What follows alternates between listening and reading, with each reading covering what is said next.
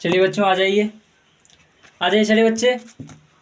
हाँ, जैसे कि आपको मालूम होगा मैं संस्कृत पढ़ा रहा ना 10वीं का। हाँ, तो 6 अध्याय में समाप्त कर चुका। ठीक, तो पेपर पेन लेकर बैठेगा, ठीक है ना। हाँ, ले लीजिए पेपर पेन। हाँ, देखिए किताब नहीं है तो कोई दिक्कत नहीं है, मेरे पास किताब है। आप बस देखिए, सप्तमः पाठ, ठीक है। चैप्टर का नाम नीति श्लोका ना। देखिए इसमें जितना भी प्रश्न है मैं बता दूंगा, ठीक है ना। इससे जितना भी प्रश्न आ सकता है, जितना भी निकल सकता है, मैं आप लोग बता दूंगा। ओके, चलिए तो मैं पढ़ता हूँ, ठीक है ना।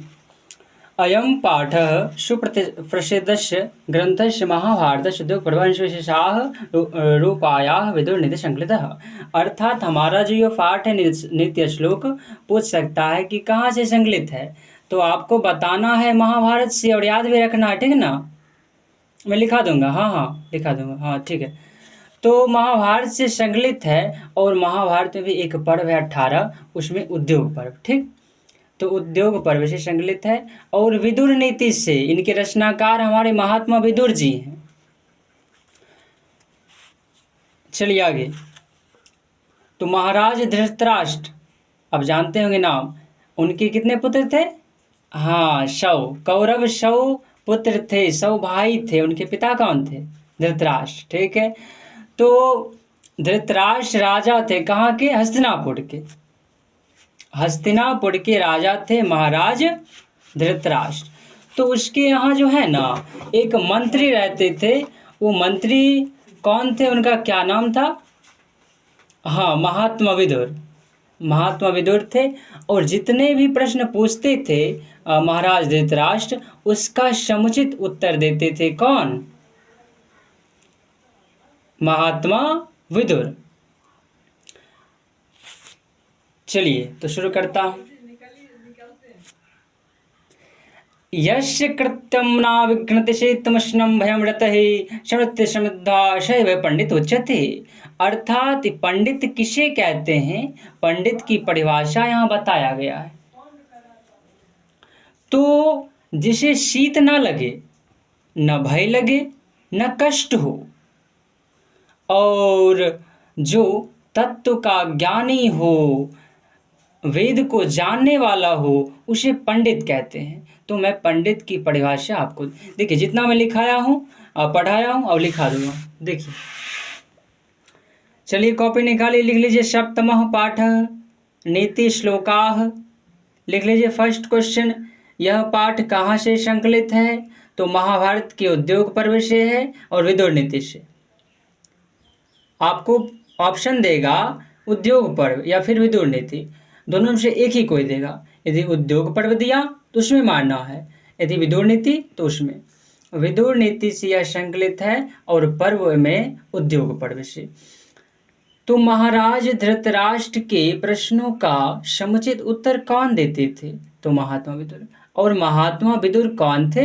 तो मैंने बताया हूं कि महामंत्री। अब बताइए पंडित किसे कहते हैं? मैंने तो बता दिया पंडित किसे कहते हैं। तो ध्यान से देखिए, यहां जिसे शीत उष्म का आभास न हो, ना ही दुख हो, ना ही पीड़ा, तथा जो तत्वों और वेदों का ज्ञाता हो, उसे पंडित कहते हैं। आपका 2 श्लोक इसी में समाप्त हो गया। तो ये 2 नंबर का क्वेश्चन आएगा, पंडित की परिभाषा पूछेगा तो बोल देना इसे ना ठंडी लगे, शीत मतलब ठंडे, उष्ण मतलब गर्मी, न ठंडी लगे, न गर्मी लगे, न दुख हो, न पीड़ा हो, और जो तत्व और वेदों का ज्ञान रखता हो, उसे पंडित कहते हैं। अगला, मूर्ख किसे कहते हैं? तो आपके किताब में है, मूर्ख की परिभाषा देखिए, अनाहुतः प्रविशति अपृष्टो बहुभाषते अविश्वस्ते विश्वमिति मूढ़ चेता नराधमः। अर्थात जो बिना पूछे प्रवेश कर जाए। यहाँ लिखा हुआ है, उसका अर्थ मैंने ही आपके लिए तैयार किया। मूर्ख किसे कहा गया है? तो जो बिना पूछे प्रवेश कर जाता है और बेमतलब बहुत बोलता है तथा अविश्वासी पर विश्वास करता है, उसे मूर्ख कहते हैं। तो याद रखिएगा, जो बिना पूछे प्रवेश कर जाए और बेमतलब बहुत बोले अविश्वासी पर विश्वास करे तो उसे मूर्ख कहेंगे। हो गया। अगला,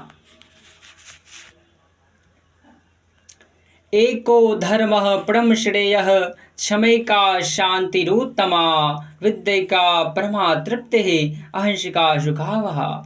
अर्थात एक धर्म है जो परम श्रेय है। तो सबसे परम श्रेय कौन है? तो धर्म। परम शांति किससे मिलती है? तो क्षमा से। परम तृप्ति किससे मिलती है? तो विद्या से। और परम सुख अहिंसा से। तो इसे लिख लीजिए। सबसे परम श्रेय ऐसे लिखेगा, सबसे परम श्रेय कौन है? धर्म। परम तृप्ति किससे मिलती है? विद्या से। ऐसे ही आपको हिंदी में ही एग्जाम में सवाल पूछा जाएगा, और कोई संस्कृत में रहता है तो मैं उसे संस्कृत में ही करा देता हूँ, लेकिन ये सब हिंदी में ही पूछेगा। परम शांति क्षमा, परम सुख अहिंसा। देखिए अगला, त्रिविधम नरकस्य द्वारम नाशनात्मनः काम क्रोधस्तथा लोभस्तत्रयम् त्यजेत। अर्थात नरक के द्वार 3 हैं। तो याद रखिएगा नरक के द्वार कितने हैं तथा कौन कौन। तो नरक के द्वार 3 हैं, काम, क्रोध और लोभ। पुरुष में दोष कितने हैं? अगला यही है श्लोक आपका।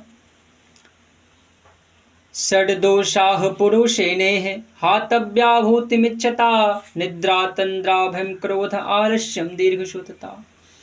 अर्थात पुरुष में 6 दोष होते हैं। कौन कौन? तो निद्रा तंद्रा भय क्रोध आलस्य दीर्घसूत्रता। तो यहाँ से क्वेश्चन आ जाएगा आपको, पुरुष में दोष कितने हैं? ध्यान से पढ़िएगा, लिखिएगा भी और याद भी कर लीजिएगा। इसे सुनने से ही याद हो जाएगा, तो सुन भी लीजिएगा। निद्रा तंद्रा, निद्रा हुआ जो नींद ज़्यादा लेता है, जो नींद में रहता है। तंद्रा हुआ जो सोया नहीं है, सोने का नाटक स्वांग कर रहा है, अंठेने जिसे कहते हैं। तो जो सोया हुआ निद्रा, जो सोने का नाटक कर रहा है वो तंद्रा। डर लगता है, भय मतलब हुआ डर लगना, क्रोध मतलब गुस्सा, आलस्य जो आलस करता है, ज़्यादा सोता है, और दीर्घसूत्री। तो इसका मतलब मैं बाद में समझाऊंगा उधर, क्योंकि क्वेश्चन ही आता है कि दीर्घसूत्री किसे कहा गया है। तो देखिए ध्यान से, दीर्घसूत्री किसे कहा गया है? तो जो कम समयों में होने लायक कार्यों को फिर कर लेंगे, बाद में कर लेंगे, थोड़ी देर बाद कर लेंगे, ऐसा कह कर उस कार्य को लंबे समय तक नहीं करता, उस व्यक्ति को दीर्घसूत्री कहा जाता है। इसे लिख कर याद कर लीजिए। ऐसा देखते होंगे आप, तो कोई काम करने के लिए कोई कहता है तो कहते हैं अरे थोड़ी देर बाद कर लेंगे, फिर कर लेंगे, और ऐसा कहकर बहुत देर तक उस काम को नहीं करते, तो उसी व्यक्ति को दीर्घसूत्री कहा जाता है। तो बस इसे सजा कर बस लिख देना है शब्दों में। अगला श्लोक देखिए, सत्येन रक्षते धर्मो विद्या योगेन रक्षते मृज्या रक्षते रूपम कुलम वृत्तेन रक्षते। सत्येन रक्षते धर्मो, सत्येन सत्य से रक्षते, रक्षा होती है धर्मो धर्म की। तो सत्य से किसकी रक्षा होती है? धर्म की। और योग से विद्या की। रूप की रक्षा किससे होती है? मृज्या से। और कुल की रक्षा वृत्ति से। तो चलिए क्वेश्चन कर लेते हैं। धर्म की रक्षा होती है, धर्म की रक्षा होती है किससे? तो सत्य से। और विद्या की रक्षा किससे होती है? तो योग से। रूप की रक्षा कौन करता है? तो मृज्या। किससे? तो मृज्या से। कुल की रक्षा होती है किससे? तो वृत्ति। वृत्ति होता आचरण से। जैसा आचरण करेंगे तब कुल लक्षण का पता चलेगा। खराब आचरण करेंगे तो कहेगा खराब कुल से है, खराब वंश का है, इसीलिए अच्छा आचरण करते हैं। तो कुल का मान इसी से होता है, अर्थात कुल की रक्षा होगी आचरण से, चाल चलन से, वृत्ति से। कौन पुरुष सुलभ होते हैं? आपका अगला श्लोक है, उसी का हिंदी में निकाला है। क्वेश्चन यहाँ से पूछ सकता है कौन पुरुष सुलभ होते हैं? तो याद रख लीजिए, प्रिय बोलने वाले। कौन पुरुष दुर्लभ होते हैं? तो अप्रिय बोलने वाले। सभी क्वेश्चन इंपॉर्टेंट है, याद करना आवश्यक है। मैं याद करवा रहा हूँ। कौन पुरुष सुलभ होते हैं? तो प्रिय बोलने वाले। कौन पुरुष दुर्लभ होते हैं? तो अप्रिय बोलने वाले। विनय किसका नाश करता है? तो अकीर्ति का। पराक्रम किसका नाश करता है? अनर्थ का। क्षमा से किसका हनन होता है? मतलब किसका नाश होता है, तो क्रोध का। क्षमा मांगेंगे तो क्रोध का नाश होगा। आचार से किसका हनन होता है, तो अलक्षण का। यहाँ से 4 क्वेश्चन भी बहुत इंपॉर्टेंट है। विनय किसका नाश करता है, तो अकीर्ति का। कीर्ति हुआ कि मान सम्मान, मेरी प्रतिष्ठा बहुत दूर तक फैली हुई है, और अकीर्ति उसके विपरीत हो गया। विनय नाश करेगा अकीर्ति का, पराक्रम नाश करेगा अनर्थ का, क्षमा से किसका नाश होगा, किसका हनन होगा, क्रोध का, आचार विचार से होगा अलक्षण का नाश। तो बस इस सभी को लिखकर आराम से याद कर लीजिए। इति सप्तमो अध्याय समाप्त। आपका 7वां अध्याय समाप्त हो गया। चलिए, आपके संस्कृत का 7 अध्याय समाप्त हो गया। 8वां अध्याय, अष्टमः पाठ, 8वां पाठ है। नाम क्या है चैप्टर का, कडम्बीर कथा। तो यहाँ तो संस्कृत में है, लेकिन क्वेश्चन अक्षर क्या हिंदी में ही पूछा जाता है, तो मैं इसका हिंदी समझा देता हूँ। इस पाठ में एक राम प्रवेश नामक व्यक्ति है जो कर्म करने में वीर रहता है, जो बिहार राज्य में रहता है, और बिहार राज्य के एक भीखन टोला ग्राम में रहता है, और दलित परिवार से बिलोंग करता है। समझ गए। इस पाठ में एक बिहार राज्य के दुर्गमपराय गांव भीखन टोला में रहने वाले छात्र राम प्रवेश के बारे में अध्ययन करेंगे। तो देखिए, इसमें जो क्वेश्चन है आपके 8वें अध्याय में, इंपॉर्टेंट क्वेश्चन, बस उसी को केवल पढ़ लीजिए, आपका काम हो जाएगा। अष्टमा पाठ। तो मैंने पहले ही कह दिया है कि अब मेरे साथ रहा कीजिए, तो पेपर पेन लेकर, क्योंकि जितना मैं बताता हूँ सभी इंपॉर्टेंट ही होता है। पेपर उठाइए, पेन उठाइए, लेखन आरंभ कर लीजिए, और मैं पढ़ता हूँ तो ध्यान सुनिए, याद भी हो जाएगा, समझ में आ जाएगा, और एक बार फिर आप उसे बस पढ़ लीजिएगा, पूर्णतः याद हो जाएगा। तो इस पाठ में किस पुरुष के कथा का वर्णन है, इस पाठ में किस पुरुष के कथा का वर्णन है, तो दलित ग्रामवासी एक पुरुष है, इसका नाम है राम प्रवेश। तो कडम्बीर कौन था, कडम्बीर की कथा हम पढ़ रहे हैं, चैप्टर का नाम ही है कडम्बीर कथा। तो कडम्बीर आखिर था कौन, तो कडम्बीर बिहार प्रांत के भीखन टोला गांव का निवासी था, जो कर्म करने में वीर था, जिसका नाम राम प्रवेश था। मैंने पहले बताया था कि जो जिस गांव में रहता था वो भीखन टोला था। तो कडम्बीर कहाँ का था, कडम्बीर के गांव का नाम यदि पूछेगा तो बोलना है भीखन टोला, हमारे बिहार में ही है भीखन टोला। तो भीखन टोला के ग्रामवासी कैसे हैं, कैसे थे, ये क्वेश्चन पूछेगा। तो शिक्षा विहीन तथा कठिनाई से जीवन यापन करने वाले, अर्थात वहां शिक्षा की कोई व्यवस्था थी ही नहीं। सभी जो थे शिक्षा से रहित, शिक्षा से विहीन थे, और इसीलिए कठिनाई से जीवन यापन करते थे। किसी को बुझने समझने नहीं आता था, बड़ी ही कठिनाई से जीवन यापन करते थे, ना भोजन पड़ता था, ना खाना, ना रहने की व्यवस्था थी सही ढंग से, तो बहुत ही कठिनाई से जीवन यापन करते थे। कहाँ के ग्रामवासी, भीखन टोला के।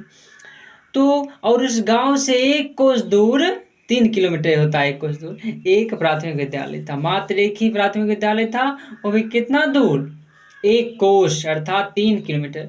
तो क्वेश्चन पूछेगा उस ग्राम से अर्थात भीखन टोला गांव से कितनी दूरी पर एक प्राथमिक विद्यालय था, तो 1 कोस की दूरी पर अर्थात 3 किलोमीटर की दूरी पर। तो देखिए, एक बार जब कडम्बीर अर्थात राम प्रवेश अपने साथी के साथ, मित्रों के साथ जब खेल रहा था, तो उसी समय गांव को देखने आए थे कौन, शिक्षक महोदय। तो पूछेगा गांव देखने कौन आए थे, तो शिक्षक। और शिक्षक कैसे थे, कैसा था, तो नवीन दृष्टि संपन्न, इसी शब्द को याद रखना है, नई दृष्टि से संपन्न थे, मतलब अच्छे शिक्षक थे। नवीन दृष्टि से संपन्न शिक्षक कैसा था, ऑब्जेक्टिव क्वेश्चन पूछता है, तो नवीन दृष्टि संपन्न। अब अगला क्वेश्चन देखिए, राम प्रवेश को जीवन तथा शिक्षा का महत्व तो किसने समझाया। जब खेल रहा था राम प्रवेश, तो शिक्षक महोदय को लगा कि विद्यार्थी जो है, ये छात्र जो है, ये बच्चा पढ़ने में कुछ होशियार है, तो शिक्षक महोदय उसे अपने साथ ले गए, उसे अपने तरफ से पढ़ाई का जिम्मा उठाया, स्वयं उसे पढ़ाया और पढ़वाया भी। तो राम प्रवेश को जीवन तथा शिक्षा का महत्व किसने समझाया, तो शिक्षक महोदय ने। और शिक्षक महोदय ने एक बात कही थी, छात्रानाम अध्ययनम तपः। छात्रानाम अध्ययनम तपः किसने कहा? तो शिक्षक महोदय ने राम प्रवेश से कहा था। छात्रानाम मतलब छात्राओं के लिए, अध्ययनम अध्ययन ही, तपः तप है, मतलब ये तपस्या, छात्रों की तपस्या क्या है? अध्ययन ही। तो छात्राओं के लिए अध्ययन ही तपस्या है, इस बात को शिक्षक महोदय बोले थे राम प्रवेश से। तो ये क्वेश्चन संस्कृत में आपसे पूछेगा।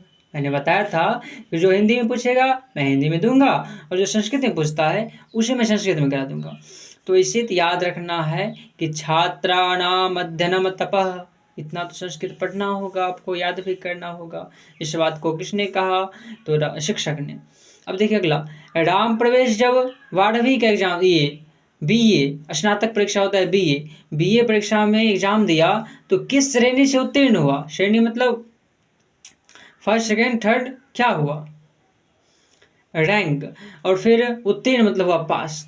तो जब बीए में परीक्षा दिया, स्नातक परीक्षा में, तो किस श्रेणी से पास हुआ? तो प्रथम श्रेणी अर्थात फर्स्ट हुआ। तो प्रथम श्रेणी से याद रखना, प्रथम श्रेणी फर्स्ट। लास्ट क्वेश्चन, लक्ष्मी किसका वर्ण करती है, किसके पास जाती है? लक्ष्मी उद्योगी पुरुष का वर्ण करती है, उद्योगी पुरुष के पास जाती है। बस आपका ये अध्याय भी समाप्त हो गया, लिखकर याद कर लीजिएगा। Thank you.